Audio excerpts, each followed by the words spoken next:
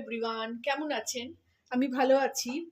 আজকে আপনাদের সঙ্গে শেয়ার করছি মাছের ডিমের বড়ার টক। তেঁতুল দিয়ে করব। মাছের ডিমও আছে একটুখানি আমার কাছে। আগে তো আপনাদের মাছের ডিমের বড়া কেমন করে করতে হয় দেখিয়েছি। তারপরে মাছের ডিমের বড়া ঝাল করেছি সর্ষে বাটা দিয়ে, সেটাও আপনাদের সঙ্গে শেয়ার করেছি। আজকে করব মাছের বড়া দিয়ে ছোট ছোট করে করে এখানে একটু তেল বেশি দিলাম, বড়াটা ভাজবো। বড়া ছোট ছোট করে বড়া করে তেঁতুল দিয়ে টক করব। আগে বড়াটা ভেজে নিই, তারপরে দেখাবো একটা একটা করে। আগে দেখাই টকটা, মানে বড়াটা কিভাবে ভাজবো কতটুকু করে। আপনারা অনেকেই জানেন, অনেকেই করেন। শেখানো আমি বারবার বলেছি, আমি শেখাচ্ছি না কোনো জিনিস। আমি যেটা রান্না করি আমি সেটা শেয়ার করছি। অনেক আমার মেয়ের বন্ধুরা আছে যারা নতুন রান্না শিখছে, প্রথম বিয়ে হয়েছে, রান্না জানে না শ্বশুর বাড়িতে। তো আমার তাদের জন্য রান্না, যে তারা তাহলে সেটা শিখবে, তাহলে তার শেয়ার শ্বশুরবাড়ি হোক, যেখানেই হোক, কাজের জায়গায় হোক, সেটা শেয়ার করতে পারবে।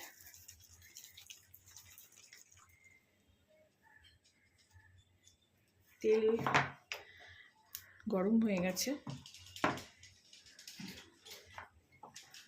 এই যে মাছের ডিমটা আমি এইভাবে মাখিয়ে নিলাম বেসন দিয়ে, আর এতে কিচ্ছু দিইনি, নুন দিয়েছি শুধু।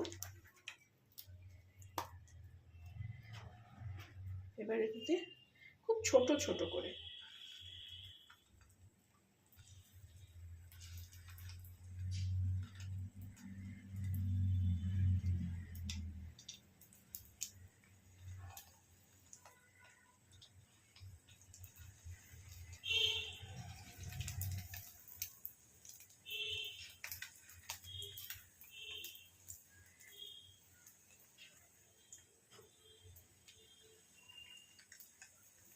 খুবই ভালো লাগে, ভীষণ ভালো খেতে হয়। অনেক বছর পর আমি এগুলো আবার করছি। আঁচটা কমিয়ে দেবো, একটু পুড়িয়ে যেতে পারে বড়াগুলো।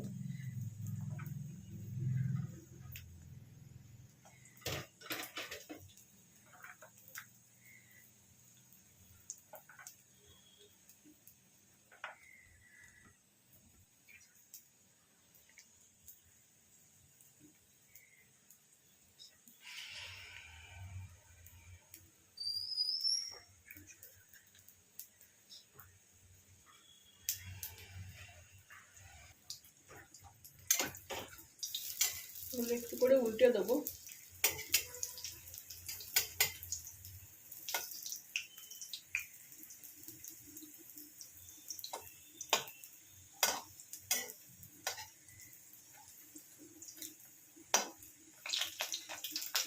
বড়া জাতীয় যে কোনো জিনিস একটু ভালো করে ফ্যাটালে খুব ফ্লাফি হয়, খুব মানে নরম হয় জিনিসটা।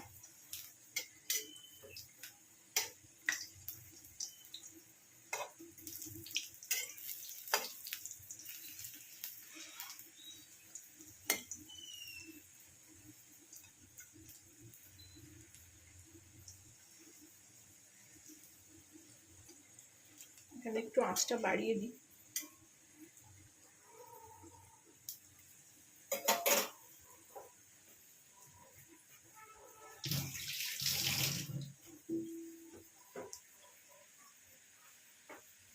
কি সুন্দর কালারটা এসছে।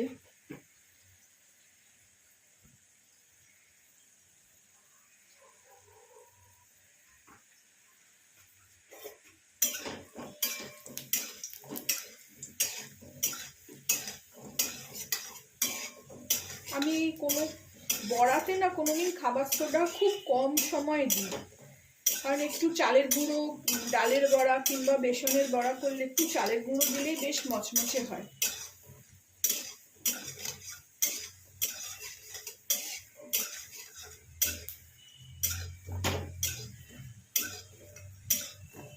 এইভাবে সব বড়াগুলো ভেজে নিয়ে আমি ফেরত আসবো। এটা আমি তুলে নিই আগে। এটা হয়ে গেছে ভাজা, আঁচটা কমিয়ে দিলাম।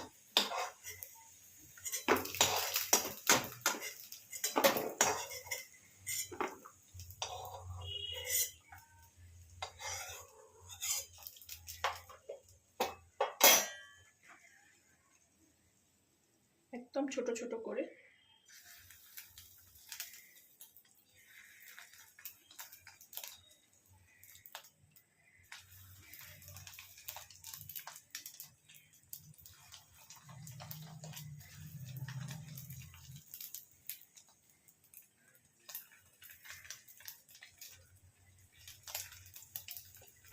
চুনো মাছের টক হয় এরকম। চুনো মাছগুলোকে ভেজে নিয়ে তেঁতুল দিয়ে, সেও বহুদিন হয়ে গেল করা হয়নি।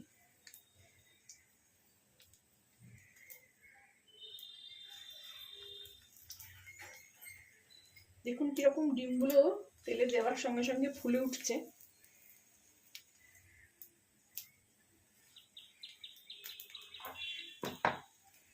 এবার আমি আঁচটাকে আবার বাড়িয়ে দেবো।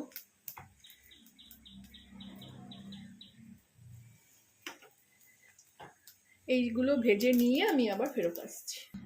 ডিম ভাজা হয়ে গেছে, আমি তেঁতুল দিয়ে টকটা করব। এই দেখুন তেঁতুলটাকে আমি সকাল থেকে ভিজিয়ে রেখেছি। এরকমভাবে ভালো করে কচলে এই যে ছিবড়েগুলো আমি ফেলে দেবো, ভালো করে ছেঁকে নেব।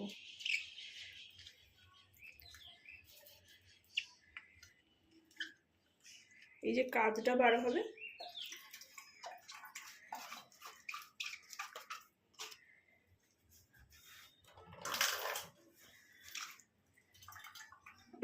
এই দেখুন এইভাবে ছাঁকনি দিয়ে ঘটি দিয়ে এটাকে আমি ভালো করে ছেঁকে নিয়ে ফেরত আসছি। এইবার আমি এতে একটু পাঁচফোড়ন, এটা বন্ধ করে দিচ্ছিলাম, মানে এইসব ভাজাভুজি করতে গেলে এইসব করা বড্ড পুড়ে যায়, ওই জন্য বন্ধ করে দিয়েছিলাম গ্যাসটাকে। তেলটা আবার একটু গরম হোক। তেলটা গরম হয়ে গেছে, আধখানা শুকনো লঙ্কা, অল্প একটু পাঁচফোড়ন ছক লাগালাম।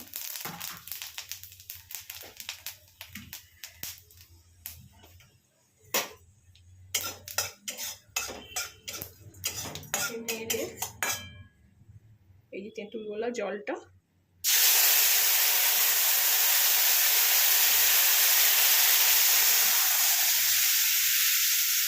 দিয়ে দিলাম।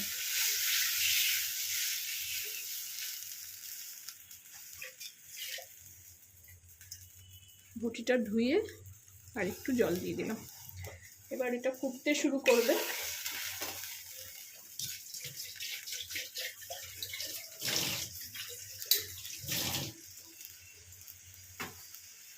এতে এবার অল্প একটু হলুদ দেবো,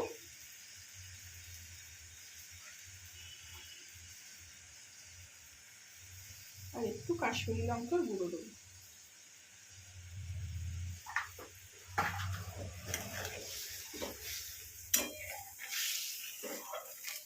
যা দারুণ খেতে হয় যে বলারই কথা না। আমার মা কিছু মানে চাটনি না থাকলে, আমি তো খুব একটা চাটনি করি না আম টমেটো ছাড়া, আমার মা তো প্রত্যেক সিজনে যখন কাঁচা আম তো কাঁচা আমের চাটনি, যখন আমড়া তো আমড়ার চাটনি, যখন জলপাই তো জলপাইয়ের চাটনি, সব রকম সব সিজনে চাটনি হতো। কিন্তু আমি অত চাটনি করি না। এবার আমি এতেই এই যে ছোট ছোট করে বড়া ভেজে রেখেছি দেখুন, সবগুলো ঢেলে দেবো। আর এতে স্বাদ মতো নুন দেবো, চিনি দেবো, গুড় দিলে ভালো, গুড় থাকলে।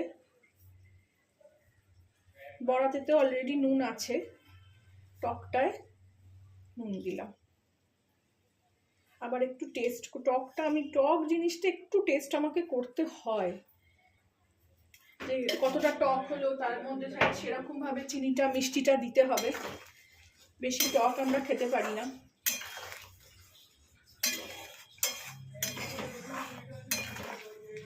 নুনটা মিলিয়ে দিলাম। এবারে এতে চিনি দিয়ে দেবো।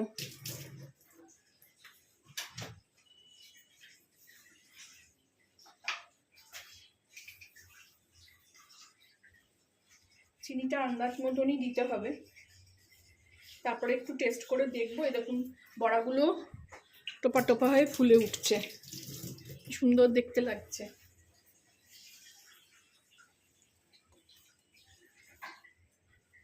আর তেঁতুল তো খুবই টক, সেইখানে একটু মিষ্টি তো লাগবে।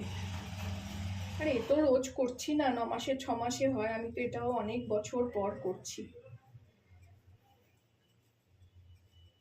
তেঁতুলের খুব সুন্দর গন্ধ বেরোচ্ছে। তেঁতুলের জল, তেঁতুলের টক মানে জিভে জল চলে আসে। আর দেবো না।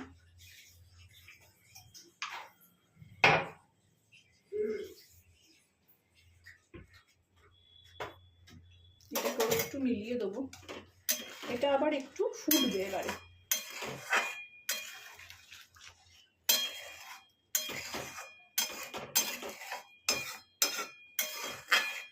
একটু ফুটবে, একটু গাঢ় হবে। জলটা যেমন এখন একদম পাতলা।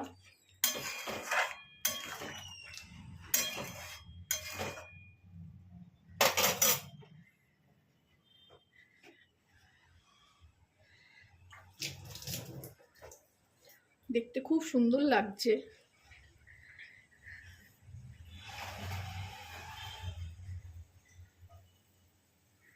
এটা ফুটে উঠলে একটু কমিয়ে দিয়ে 10 মিনিট হতে দেবো, তারপরে আবার ফিরে আসছি। এটা প্রায় হয়ে গেছে।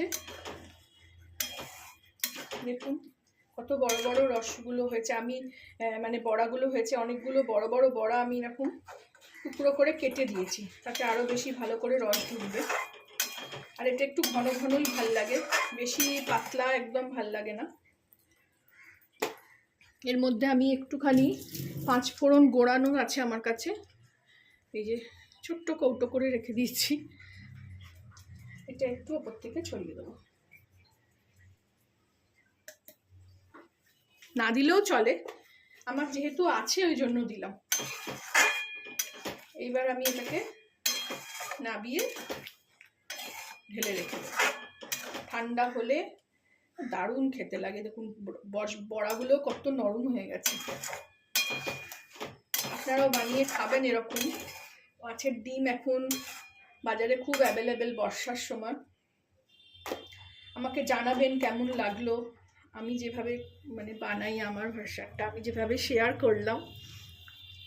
ভালো লাগলে আমার চ্যানেলটাকে একটা লাইক, শেয়ার অ্যান্ড সাবস্ক্রাইব করে দেবেন। এবার এটাকে আমি ঢেলে নেব। ফুটছে, এটাকে বন্ধ করি। এবার এটাকে আমি এই পাত্রে ঢেলে নিচ্ছি। স্টিলের জিনিসে রাখি না টক জিনিস, শাশুড়ির থেকেই শেখা। কাঁচের জিনিস ভয় করে, ওই জন্য এরকম বড় বড় প্লাস্টিকের যে কৌটোগুলো, জানি প্লাস্টিকে খাওয়া উচিত না, তাও এই প্লাস্টিকের কৌটোতেই রাখি।